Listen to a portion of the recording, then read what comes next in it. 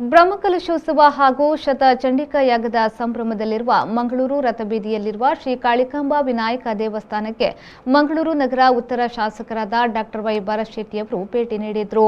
ಶ್ರೀ ಮಜ್ ಗದ್ಗುರು ಆನೆಗುಂದಿ ಮಹಾಸಂಸ್ಥಾನದ ಸರಸ್ವತಿ ಪೀಠಾಧೀಶ್ವರ ಪರಮಪೂಜ್ಯ ಜಗದ್ಗುರು ಅನಂತ್ ಶ್ರೀ ವಿಭೂಷಿತ ಕಾಳಹಸ್ತೇಂದ್ರ ಸರಸ್ವತಿ ಮಹಾಸ್ವಾಮಿಗಳಿಂದ ಆಶೀರ್ವಾದವನ್ನ ಪಡೆದುಕೊಂಡರು. ಈ ಸಂದರ್ಭದಲ್ಲಿ ಶ್ರೀಗಳು ಶಾಸಕರನ್ನ ಸನ್ಮಾನಿಸಿ ಶುಭ ಕೋರಿದರು. ಈ ವೇಳೆ ಸ್ಥಳೀಯ ಕಾರ್ಪೊರೇಟರ್ಗಳಾದ ವನಿತಾ ಪ್ರಸಾದ್, ಸಂಧ್ಯಾ ಮೋಹನ್ ಆಚಾರ್ಯ, ವಿಶ್ವಕರ್ಮ ಸಮಾಜದ ಹಿರಿಯರು, ದೇವಸ್ಥಾನದ ಆಡಳಿತ ಮಂಡಳಿಯ ಮುಕ್ತೇಸರು, ಸದಸ್ಯರು, ಗಣ್ಯರು ಉಪಸ್ಥಿತರಿದ್ದರು.